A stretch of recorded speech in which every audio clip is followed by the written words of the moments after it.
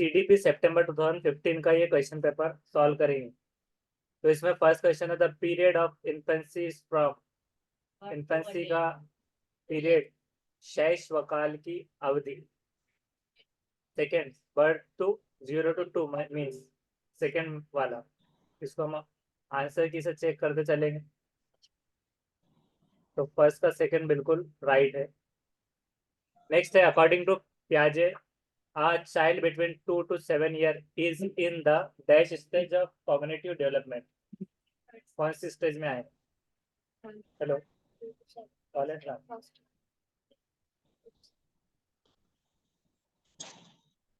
हाँ हाँ pre operational pre operational pre में इधर से स्टार्ट। हाँ हाँ हम लगाते हैं सामने सामने जी जी बिल्कुल। ओके कौन सा बोले? प्री ऑपरेशनल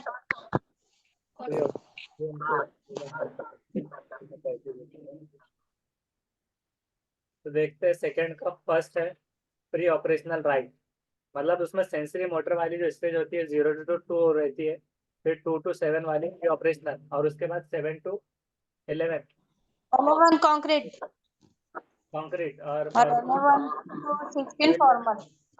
इस तरह। उसके बाद में third development proceed from dash to dash. First option sir first first है जनरल टेस्ट। हाँ तो देखते हैं थर्ड का, फर्स्ट वाला सही है, जनरल टू स्पेसिफिक। विकास जो है तो सामान्य से विशिष्ट जनरल टू स्पेसिफिक मोड में होगा। नेक्स्ट है question number 4 when adults adjust to assistant they provide to facilitate progression of the child from current level of performance to potential level of performance is called age. जब बड़े जो है तो adjust करते हैं असिस्टेंट देने में, मतलब टेम्पररी हेल्प सहयोग, progression of the child current level bag रखा है। current level of performance to potential level of performance। Second है सर। स्कैफोल्डिंग। तो 4 का 2 राइट आंसर है। हाँ टेम्पररी हेल्प स्कैफोल्डिंग में आ जाएंगे। फिर उसके बाद में fifth the process of change. Process of change जो रहेगा एग्जिस्टिंग स्कीमाज में, मतलब हमारे जो स्कीमा में जो नया process of changing the existing schema, existing जो स्कीमा है उसको इंक्लूड न्यू इंफॉर्मेशन, तो वो एडेप्टेशन एसिमिलेशन एकोमोडेशन वो सेंटिंग। ऐसे में इसमें ऐसा करना है भी जब तक वो सवाल कंप्लीट होगा तो उसमें बीच में आंसर ही नहीं देना है बिल्कुल, मतलब जब सवाल खत्म होगा और उसके 4 ऑप्शन होंगे तो उसके बाद ही सब जो है तो जवाब दे सकेंगे।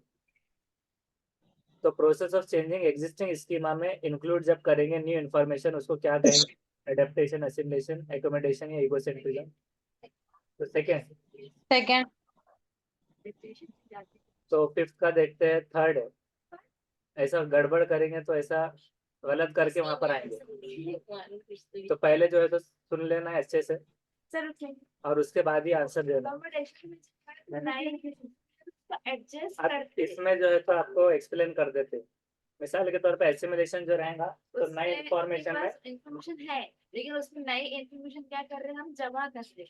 हाँ ये जमा कर रहे हैं। हाँ फिर उसके बाद जो है तो एक्यूमुलेशन के पास जाता, फिर वहाँ पे उसके पास इंफॉर्मेशन है, फिर जो बोले ना आप अकोमोडेशन जो है ना उसमें नई इंफॉर्मेशन एडजस्ट करता हूँ, ये चीज ऐसी नहीं ऐसी है। तो इसमें ये रहेगा कि एसिमिलेशन जो रहेगा तो एसिमिलेशन में इक्वल वेरिफिकेशन जो रहेगा। हाँ पहले हमको कंप्लीट कर लेने दीजिए सब, तो उसके बाद सबने बोलना अपना अपना। तो एसिमिलेशन जो रहेगा स्कीमा यानी कि हमारे माइंड में जो इन्फॉर्मेशन अवेलेबल है उसमें अगर इक्विलिब्रेशन होता है, मतलब इक्वल अगर होता है वो, तो वो हो जाएगा एसिमिलेशन। मतलब जैसे मिसाल के तौर पर पुरानी कोई भी चीज़ जैसे लैपटॉप है रखा हुआ, तो लैपटॉप है तो जहन में रखा हुआ है कि ये लैपटॉप है, तो एसिमिलेशन अगर उसने वही चीज़ बोल दिया अगर कि ये लैपटॉप है तो एसिमिलेशन फेज में आएगा। लेकिन अगर वो लैपटॉप नहीं है और कोई खिलौना है तो वो अकोमोडेशन में आ जाएगा कि ये टैब है या फिर इसमें ये फंक्शंस नहीं है, तो वो उसकी नई इंफॉर्मेशन अगर वो इक्विलिब्रेट नहीं होगी और न्यू इंफॉर्मेशन अगर उसमें हाउस होंगी तो अकोमोडेशन के स्टेज में आएगा। तो ये थर्ड वन हो जाएगा अकोमोडेशन। उसके बाद में six one, the in middle childhood speech is more dash rather than dash. Middle childhood में स्पीच क्या होती है इसमें से? Egocentric, socialize, egocentric, animistic, socialize, mature और इमेच्योर। तो अब आप आंसर दे सकते हो। तो ये पहले वाले तो समझ में आ गया, एडेप्टेशन मतलब अपनाना, और अकोमोडेशन में आता है वो सेकेंड वाला, और असिमिलेशन। ये दो चीजें स्कीमा के हिसाब से आपको याद रखना होती है। अब आपको इसका जवाब अब दे सकते हैं आप। तो ये मिडिल चाइल्डहुड में स्पीच इससे ज्यादा क्या रहेंगे रेदर देन। आपको कुछ लग रहा और किसको?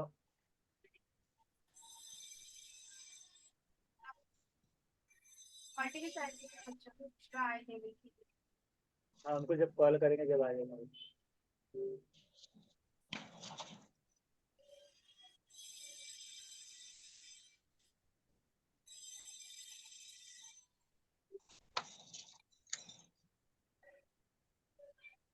तो क्या रहेगा? अब तो पूरा सन्नाटा दिख रहा है, किसको लग रहा है, किसी को सर्दी लग रही, किसी को गर्मी।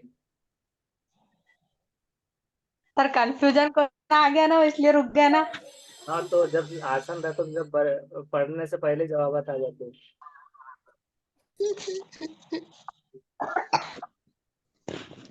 अब इसका देख लेते हैं सिक्स का जो है, तो सेकेंड वाला राइट है। सोशलाइज और ईगोसेंट्रिक मतलब मिडिल चाइल्डहुड में स्पीच बहुत ज्यादा सोशलाइज्ड होंगी, ईगोसेंट्रिक से ज्यादा सामाजिकृत होंगी, अहम केंद्रित से ज्यादा।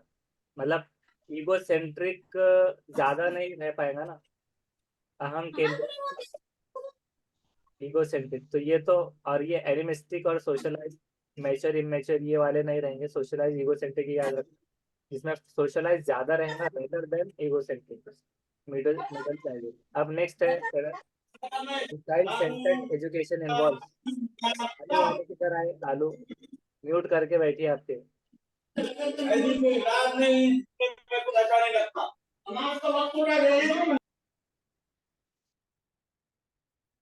तो नेक्स्ट क्या है? The child centred education involves. Child centred education जिसमें से किसमें इन्वॉल्व होगा? Hands on activities for kids, children sitting in a corner, learning in restricted environment, activities that do not include play. Hands on activities. तो seventh का first right answer है कि child centred education में hands on activity शामिल होती है। Sitting in a corner नहीं है, रेस्ट्रिक्टेड एनवायरनमेंट नहीं है, डू नॉट इंक्लूड, ये मतलब निगेटिव वाले हैं सारी। उसके बाद में next, the class teacher observe Raghav. एक क्लास टीचर ने ऑब्जर्व किया राघव को इन हर क्लास, उसकी क्लास में playing melodious self compose music on his keyboard. खुद के कंपोज की हुई, मतलब दूसरे की नहीं, वो एक म्यूजिक कीबोर्ड से प्ले कर रहा है, बजा रहा है। The class teacher thought that Raghav seem to be high in कौन सी? एक सेकंड में जवाब आया। हाँ, तो म्यूजिकल, म्यूजिक राइट। तो एट का थर्ड यहाँ पर ये सही है। नेक्स्ट है, when a teacher considers boys as naturally better at mathematics than girls, it shows that the teacher is, मतलब अगर कोई जेंडर टीचर कंसीडर कर रहा है कि बॉयज ज्यादा बेटर होते हैं मैथमेटिक्स में गर्ल्स से, तो ये क्या करता है? Gender bias. Gender biased, moralistic. Yes sir. तो नाइन का सेकंड, बायस मतलब झुकाव किसी एक जेंडर की तरफ, तो ये सही है। नेक्स्ट है, inclusive education assumes that we should change the dash to fit the dash. Inclusive education शमूलियत वाला क्लासरूम एज्यूम करता है कि हमने शुड चेंज, हमको चेंज करना चाहिए। तो बच्चा चेंज करेंगे आपके माहौल, वो हिसाब से सिस्टम ऑटोमेटिक हो जाएगा। तो सिस्टम से बुलफशा सरवर, आपका वीडियो बंद कर दीजिए। और शाइस्ता। तो यहाँ पर 10 का सेकेंड, सिस्टम और चाइल्ड ये सही है। नेक्स्ट है, children have the potential to create knowledge and make meaning. Children में पोटेंशियल है कि वो क्रिएट कर सकता है नॉलेज और मेक मीनिंग बना सकता है। From this perspective the role of teacher is that of a teacher का रोल इसमें क्या रहेगा? Facilitator, director, communicator, lecture, negotiator, facilitator. Facilitator. Facilitator. तो उसका देखेंगे 11 का थर्ड बिल्कुल सही है, फैसिलिटेटर। हाँ कर दीजिए। डायरेक्टर नहीं रहेगा, वो निगोशिएटर नहीं रहेगा, कम्युनिकेटर एंड लेक्चरर नहीं रहेगा, फैसिलिटेटर। फैसिलिटेटर फैसिलिटी से मतलब वो है सुगम करता। उसके बाद में next, which one of the following is not characteristics नहीं है गिफ्टेड चिल्ड्रन की। गिफ्टेड चिल्ड्रन बोले तो दिमाग में ऐसा उस पर रहम किया हुआ ऐसा आता है, गिफ्ट दिया उसको, लेकिन वो वैसा नहीं रहता। हाईली इंटेलिजेंट चिल्ड्रन को बोलते हैं गिफ्टेड। तो गिफ्टेड में कौन सी कैरेक्टरिस्टिक्स नहीं रहेंगी? Solving problem in side to below average mental process का बिलो। थर्ड। थर्ड। तो थर्ड बिल्कुल सही है, 12 का थर्ड। नेक्स्ट है according to the pre conventional level of Kohlberg theory. हाँ, जिसको नहीं दिखा तो ये एक मरतबा और पढ़ लीजिए। तो क्या बोलना चाह रहा सर? वो बोलना चाह रहा था कि गिफ्टेड चिल्ड्रन में एक खासियत नहीं होती, तो कौन सी? मतलब 3 होती है। तो पहली क्या है? हाई ऑर्डर मेंटल प्रोसेस के। हाई ऑर्डर मेंटल प्रोसेस में होंगी हाई सेल्फ इफिकेसी होंगी, जिसमें मतलब इफिकेसी का मतलब जो हिंदी में आ रहा है उच्च आत्मा क्षमता। और उसी तरह से बिलो एवरेज मेंटल, मतलब बिलो एवरेज में मेंटल प्रोसेस तो नहीं रहेंगे क्योंकि हाई एवरेज रहेगा, तो इस वजह से हाई हाई के चीज़ उसमें ज़्यादा है। और सॉल्विंग प्रॉब्लम इनसाइटफुली, ये खुद से एक सॉल्व करने का, प्रॉब्लम सॉल्व करने का उसमें एक खसूसियत रहेगी, बाकी ये नहीं रहेगी थर्ड वाली। Next, according to the pre conventional level of Kohlberg theory, to which of the following would an individual turn when making a moral decision. तो कोलबर्ग के जो स्टेजेस है 6 और लेवल 3 है। तो 3 लेवल में से पहली लेवल जो प्री कन्वेंशनल है, वो है फर्स्ट पोटेंशियल फर्स्ट। हाँ, तो मोरल डिसीजन में क्या? Potential punishment involve, needs and desire, individual values, family and expectation. Individual individual values आएंगी। पोटेंशियल दे देगा, इंडिविजुअल वैल्यूज आएंगी। किसी का फर्स्ट जा रहा है, किसी का थर्ड। तो हम देखेंगे इसमें 13 का फर्स्ट सही है। पोटेंशियल पनिशमेंट इन्वॉल्व मतलब फियर एंड पनिशमेंट जो कैटेगरी है उसके अंदर, और टिट फॉर टैट दूसरी होती है। तो यहाँ पर किस तरह से बात की जा रही है, सवाल में ही जवाब छुपा होता है। कोलबर्ग का कभी भी आओ, उसमें क्या है कि to which of the following would an individual turn, मतलब वो टर्न हो जाएगा when making a moral decision, जब धर्म संकट में फंस जाए तो वो इसमें से इंडिविजुअल टर्न जो होगा प्री कन्वेंशनल के हिसाब से। तो टिट फॉर टैट में मतलब उसका डिसीजन जो है, डिसीजन मेकिंग में ये रहेगा कि ये करूँगा तो पनिशमेंट मिलेगी, तो वो हिसाब से पोटेंशियल पनिशमेंट इन्वॉल्व, ये चीज़ उसमें आ जा रही है। और इंडिविजुअल वैल्यूज वगैरह ये इसमें नहीं आ रही। उसके बाद में जिसको क्या कहेंगे हिंदी में, अंत निर्हित संभावित दंड। के क्वेश्चन तो कई बार स्टेजेस लेवल दिया तो स्टेजेस का हाँ, वो लेवल देता, कभी कभी पूछता कि कौन से लेवल में आएगा, लेकिन वो सवाल अच्छे से पढ़ने पे जुड़ा होता है। अगर हिंदी में इसको सवाल पढ़ा जाए, कोलबर्ग के सिद्धांत के पूर्व परंपरागत स्तर के अनुसार कोई नैतिक निर्णय लेता है, नैतिक निर्णय मोरल डिसीजन, एक व्यक्ति निम्नलिखित में से किस तरफ प्रवृत्त होगा? Potential punishment involvement. उसके बाद में next, regarding learners individual differences the teacher should. Learner के इंडिविजुअल डिफरेंसेस जो है तो टीचर ने क्या करना चाहिए?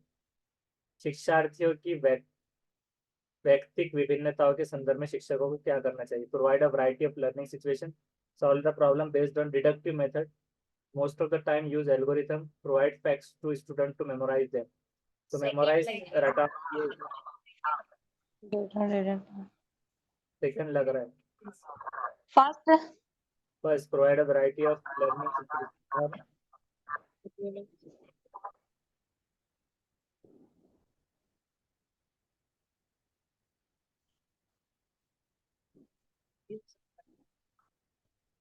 14 का फर्स्ट वाला सही है, वैरायटी ऑफ लर्निंग सिचुएशन, क्योंकि वैरायटी प्रोवाइड करना लर्निंग सिचुएशन। और second, solve the problem based on deductive method, मतलब डिडक्टिव मेथड से ही सॉल्व करवाना, तो इंडक्टिव की वहाँ बात नहीं की है, यानी जो सिलेबस में दिया हुआ है उसके हिसाब से पढ़ा देना, तो वो उसमें आता है डिडक्टिव मेथड, यानी जो फॉर्मूला बेस्ड है। क्रिएटिविटी की वहाँ बात नहीं हो रही थी। Which one of the following is not the principle of child development, principle नहीं है, सिद्धांत। All development follows a sequence, all areas of development are important, all development results from an interaction of maturation and experience, all development and learning proceed at an equal rate।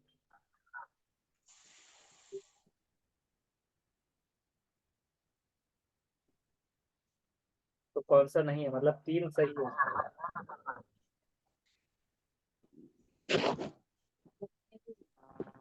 Fourth पढ़िए जब तक। Sequential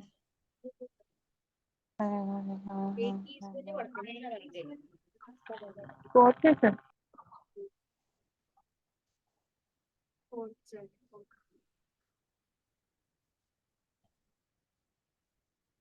15 का देखेंगे, fourth right answer. Fourth है। हाँ, fourth right.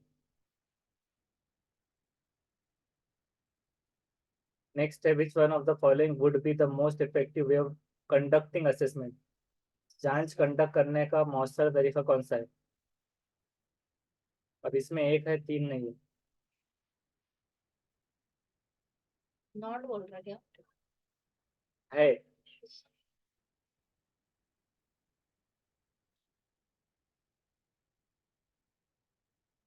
Sir थोड़ा options ऐसे है कि assessment should be at the end of the session, assessment is an inbuilt process in teaching learning, जांच इनबिल्ट प्रोसेस है टीचिंग लर्निंग का, assessment should be done twice in an academic session, at the beginning and at the end, assessment should be done by an external agency and not by the teacher. Third रहेगा sir. आकलन स्तर की समाप्ति पर करना चाहिए, आकलन शिक्षण अधिगम में अंतर्निहित प्रक्रिया है। आकलन एक शैक्षणिक स्तर में 2 मर्तबा करना चाहिए, शुरू में और एक अंत में, नहीं बल्कि किसी बाहरी एजेंसी के फोर्थ कोर्स, मतलब टीचर ने नहीं करना, बाहर वाला पर वो असेसमेंट लेना। बाहर वाला में कौन हाँ, और उसके अलावा कोई आंसर। थर्ड के 2 मर्तबा लेना, और कोई। फोर्थ और थर्ड में ही सब कंफ्यूज। सेकंड सेकंड किसका है answer. Second in bullet inbuilt, process उसी में बना हुआ जांच, मतलब असेसमेंट इनबिल्ट टीचिंग लर्निंग का ये एक इनबिल्ट प्रोसेस है जांच। तो 16 में सेकंड वाला सही है बिल्कुल, तो सही जवाब। ये कल भी हमने पढ़ा था, असेसमेंट और जैसे कि मिस्टेक्स है, मिस्टेक्स पार्ट ऑफ लर्निंग, वैसी तरह से असेसमेंट भी एक पार्ट ऑफ लर्निंग है, और असेसमेंट इनबिल्ट प्रोसेस है टीचिंग लर्निंग में। अब जैसे मिसाल के तौर पे आप सीडीपी पढ़ रहे हैं, तो उसके में ऐसा थोड़ी है कि आपने क्लास लगाए तो शुरू में लेना और आखिर में लेना, मतलब एक लर्निंग डिपेंड है असेसमेंट पर, जांच पर कितना किया, बीच बीच में भी सवाल पूछ सकते हैं। वो तो मतलब एक टाइप्स हो गए कि वो सेमेस्टर वाइज ईयरली जो रहेगा फाइनल एग्जाम, ये अलग हो गया, लेकिन असेसमेंट जांच जो है तो इनबिल्ट प्रोसेस है टीचिंग लर्निंग में, ये आपको याद रखना है। एंड एंड में भी नहीं होना, 2 मरतबा भी नहीं, और बाहर वाला आकर लेगा तो वैसे भी नहीं। तो आप उसको जांच, मतलब कोई भी टॉपिक पढ़ाने पर उससे सवाल पूछ सकते हो, तो हो गया असेसमेंट। तो इस तरह से। नेक्स्ट है, which one of the following is related to creativity, इसका 1 सेकंड में दे सकते हैं जवाब। डाइवर्जेंट थिंकिंग, तो 17 का फर्स्ट बिल्कुल सही है, सी और डी।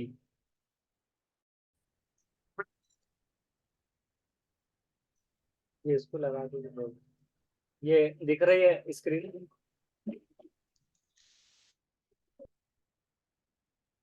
स्क्रीन दिख रही है, नेटवर्क चला गया। हाँ, अभी नेटवर्क आ रहा है सबका, स्क्रीन दिख रही है। असना सदाफ दिख जी रही, सर। हाँ सर दिख रही सर। पहले कहा गई थी। सर चले गई थी वो, आप दिखाई दे रही। अच्छा, ये कवर हुआ था ना 17। जी सर। जी, क्रिएटिविटी का फर्स्ट ये है डाइवर्जेंट थिंकिंग। नेक्स्ट है 18, which one of the following statement about children would Vygotsky agree with. वाइगोट्स की इसमें से कौन सा टाइप का स्टेटमेंट जो बच्चे के अनुसार दिया गया उससे सहमत रहें। सहमत जो रहेगा तो children learn through social interaction with peers and adult, वो ग्रुप से सीखता है और बड़ों से। Children learn when they are offered iterative reward. तो क्या वो ये रहेगा?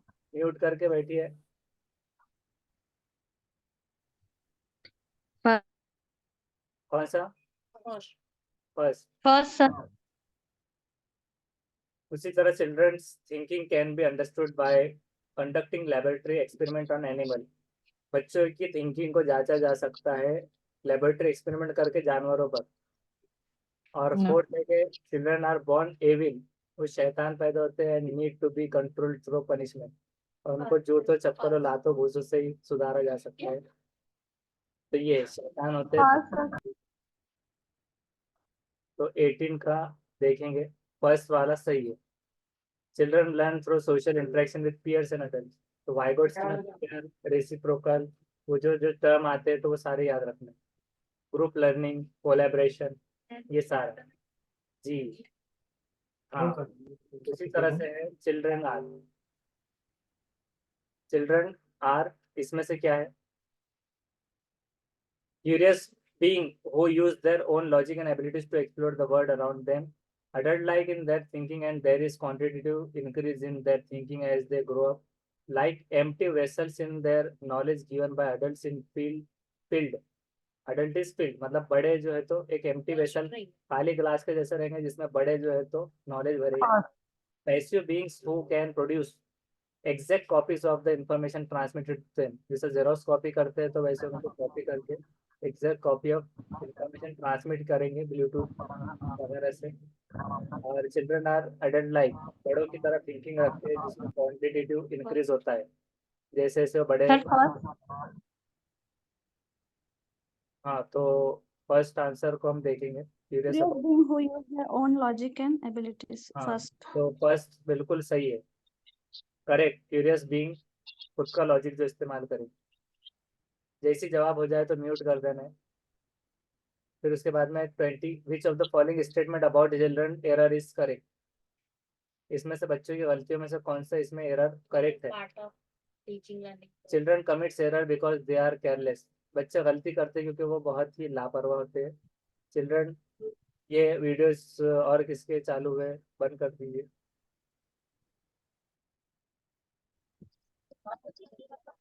तो इसमें से क्या है पहला?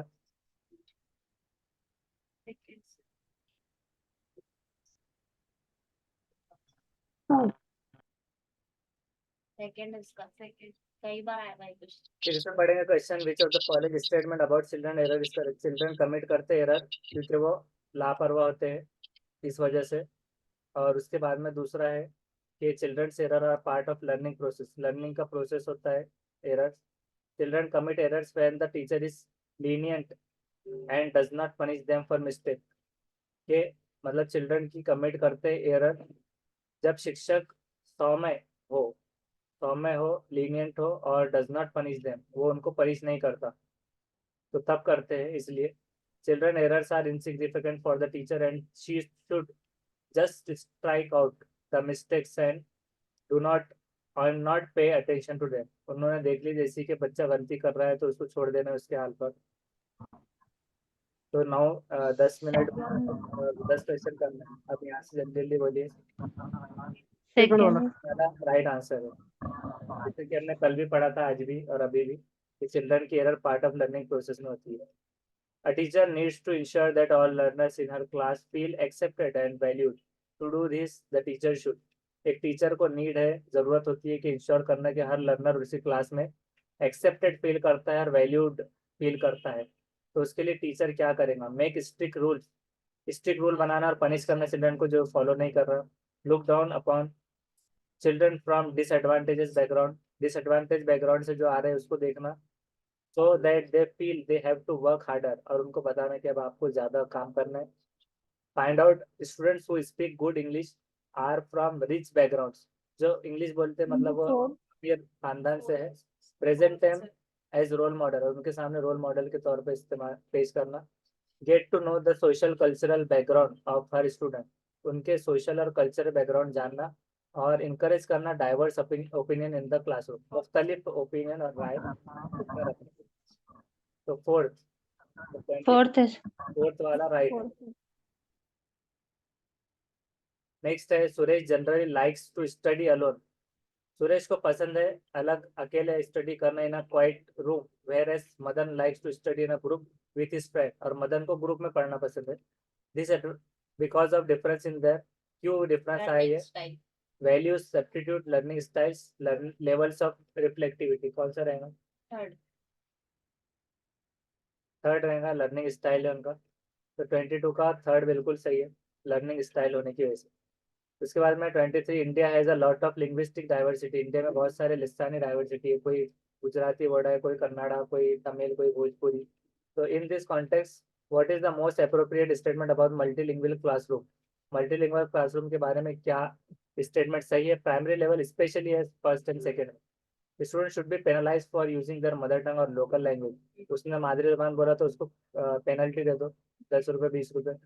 उसके बाद में दूसरा है कि the school should admit only those student whose mother tongue is same as the language of instruction, language of instruction आपकी हिंदी है तो हिंदी वालों को लो, इंग्लिश है तो इंग्लिश, उर्दू है तो उर्दू, दूसरों को मत लो।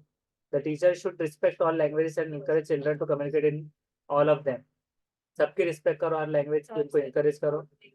और the teacher should ignore children third number 3 sir. तो 23 का देखेंगे, थर्ड सही है। उसके बाद में है next, what is mean by nature in nature nurture controversy. Nature nurture controversy में नेचर का मतलब क्या है? जो हमारे पास है बायोलॉजिकल गिवंस और हेरेडिटरी इंफॉर्मेशन, विरासती तौर पर, और बायोलॉजिकल डिटरमिनेंट जो है, टेम्परमेंट ऑफ इंडिविजुअल, या complex forces of the physical and social world. Second है सर। 24 का देखेंगे, second right answer, biological given और हेरिडिटरी इंफॉर्मेशन। जब भी ये सवाल का जवाब दे दिए तो उसको म्यूट कर देना रहेगा। नेक्स्ट है, mass media is becoming a very important agency of socialization, which of the following is most appropriate statement? First है कि media is very good way to advertise and sell product, media से हम cell कर सकते हैं, advertise कर सकते हैं। Socialization done by the parents and the family only, सिर्फ पेरेंट्स और फैमिली से सोशलाइजेशन होगा। Access to mass media is growing and mass media influences attitudes, values and beliefs, mass media access करना ग्रो हो रहा है और मास मीडिया असर डालता है एटीट्यूड्स, वैल्यूज और बिलीव्स पर।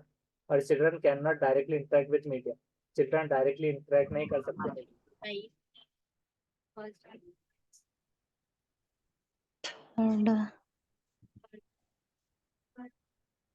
कोई एक ही देना है जवाब। 25 का थर्ड से third right, access to market growing and mass media attitudes, values and beliefs.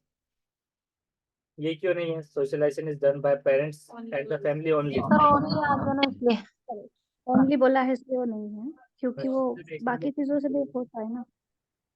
Can not directly तो कर सकते हो इंटरेक्ट। 26 5 मिनट में 5 सवालों के जवाब देना। हाउ चिल्ड्रन लर्न, कैसे बच्चे सीखते हैं?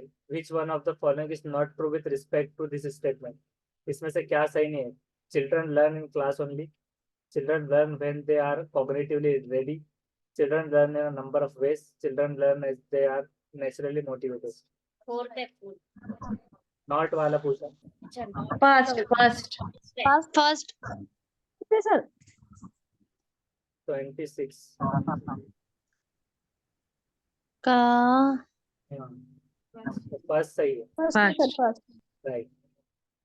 4 मिनट में 3 क्वेश्चंस के answer. Which one of the following, हाँ चले, okay.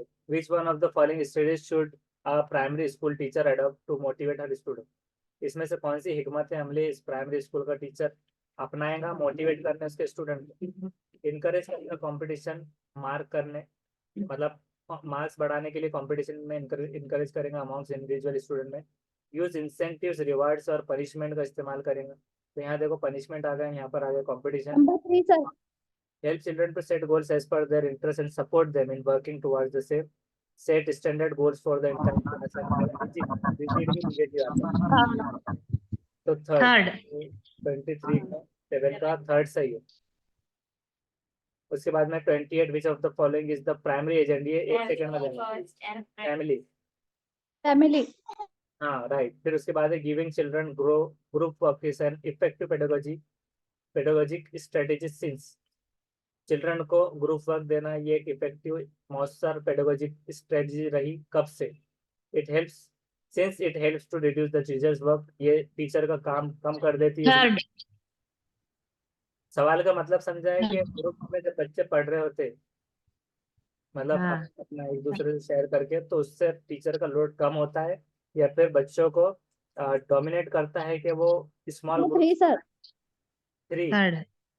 Children learn from each other, एक दूसरे से सीखते हैं, सपोर्ट करते हैं एक दूसरे को। हाँ, और children will not Third. Able to do their work quickly. Third रहेगा 29 का थर्ड राइट। नेक्स्ट है 30 a child with normal intelligence shows, एक बच्चा जो नॉर्मल इंटेलिजेंस इसका है, 3 मिनट बज गए तो आराम से पढ़ने में आता है। तो आपने आपका जल्दी जल्दी अगर ऐसे पेपर दे दिए ना तो आपको और सुकून से पढ़ने में टाइम मिला, और पहले टाइम पास कर लिए मैथ्स वगैरह लगाकर तो आपका पेपर ही रह जाएगा जो आता है। तो मैथ्स को सबसे लास्ट में करना है। तो अ child with normal intelligence shows difficulty in reading, एक नॉर्मल बच्चा जो Dyslexia. Number Dyslexia. 1 sir, First. dyslexia। Comprehending language में भी it indicate the child is showing symptoms of dyslexia. Dyspraxia क्यों नहीं? डिस्प्रैक्सिया मतलब क्या है? चलो 2 मिनट बच्चे तो सबके इसके बारे में बताना है। डिसलेक्सिया यानी कि क्या है, एक एक से बताना है। पढ़ाई में समझने में, पढ़ाई का समझने में प्रॉब्लम रहती, और ग्राफिया बोले तो लिखने में होती है, कैलकुलेशन बोले तो मैथमेटिक्स से प्रॉब्लम होती है, और डिस्प्रैक्सिया और डिस्प्रैक्सिया हर कोई डिस्प्रैक्सिया में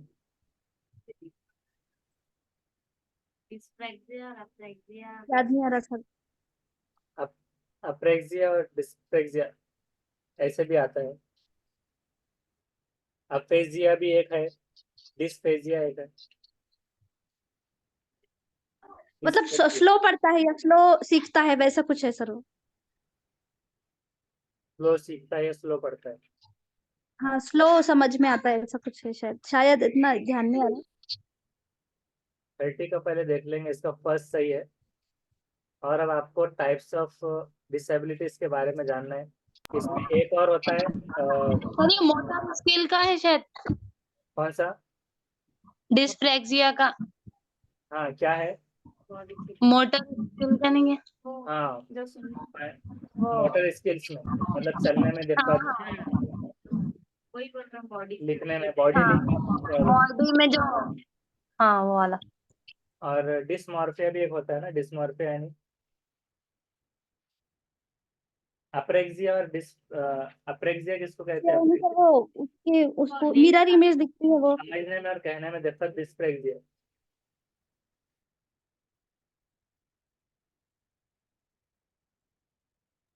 कौन सा पूछे सर आपने? एलेक्सिया मतलब क्या रहेगा? Alexia brain damage, brain damage. इसी तरह से एक डिस्मॉर्फिया आता है